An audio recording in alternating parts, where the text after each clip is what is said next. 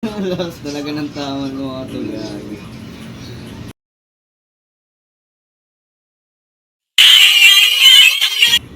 Ulap, napatawag ka ata. Ano ba meron? Para may maganda ka sasabihin, ano ba yan? Ah, Love, may sasabihin ako sa'yo. Ayoko na. Hindi nagagana to. alam mo, anong di gagana? Alam ba yan, electric fan nyo o kotse mo? Baka ano baka ibang di gagana yan. Nagbibiro ko naman, di ba? Hindi ako nagbibiro. Ano ba? Baka nagjo-joke ka lang. Ah, love. Alam mo ba, tagal na natin itong relasyon na to, tapos susuko ka na lang ng ganyan. Alam mo ba, napakasakit nun. Wala na talaga. Huwag na natin ipilit. Uy, Ayoko na, puta. ibababa ko na yung telepono. Nagbibiro ka lang, di ba? Ba yan? Bad trip? Ang nga talaga. Hello, Kebe. Kebe, Yo, G. baka naman, may problema ako eh. Baka naman gusto mo matulungan. Painom ka naman. Inom? Pag-usapan na lang natin sa inuman. Uy, sakto, G. May inuman dito ng mga tropa. Halika, punta ka dito sa third floor. Dito sa bahay. Sabihin mo sa amin yung problema mo. Okay, sige. Punta ako dyan. Salamat, Kebe Baka, baka kaisturbo ako. Hindi naman. Pwede. Halika na rito. Sige. Okay, ito na. Punta ako dyan. Nice, G. Gusto ko, Kebe. Sensya ka na, nakisturbo pa ako. Sakto. Inuman kami dito ng mga tropa.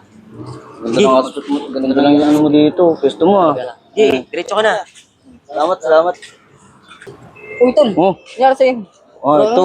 Lungkot eh. Grabe. Lang, turbo mo muna dito. Uy, Zap. Lungkot, grabe. Nangyari sa'yo. Ano, pre? Problema, tagal-tagal nyo na. 5 taon na kayo. Ngayon na kayo nagka-break. Ito yun. Ewan ko na lang. Umayaw siya eh. Ano yan? Wala akong magagawa eh. Ganun, tol. Gagawin Di na namin. mo na yan. Gagawin. Tanga na, inano ko kanina. Gusto ko makipag-ayos. Puta, ayaw na eh. Tangina, sarap magwala na lang pre. Puta.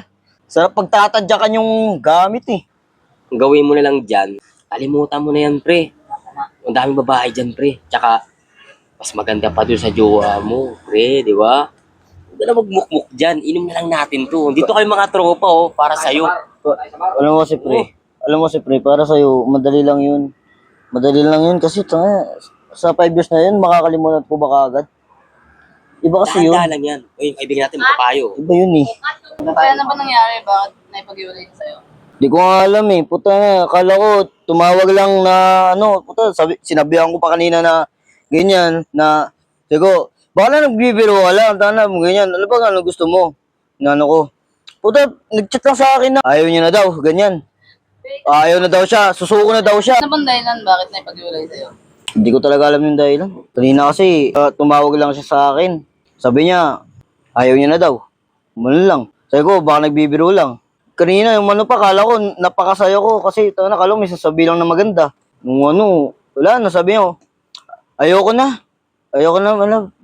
Buta, may love pa sa ulit, pero ayaw din pala.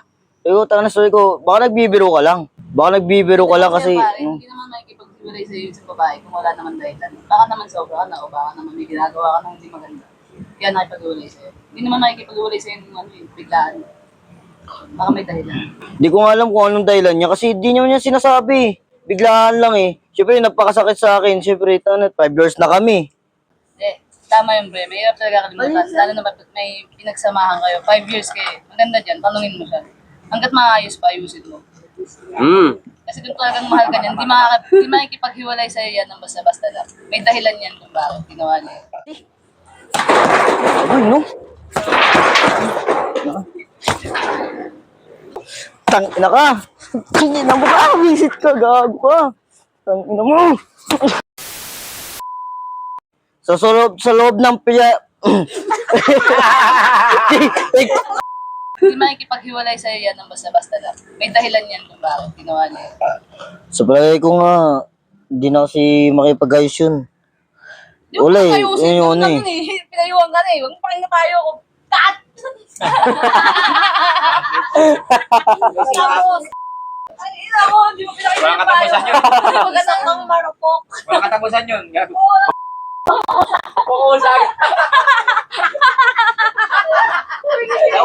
Si Emma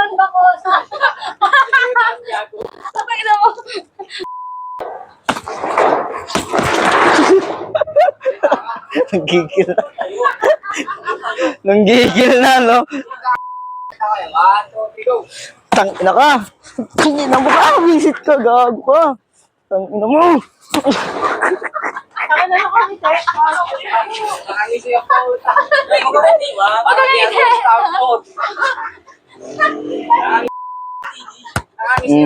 Game na? Game.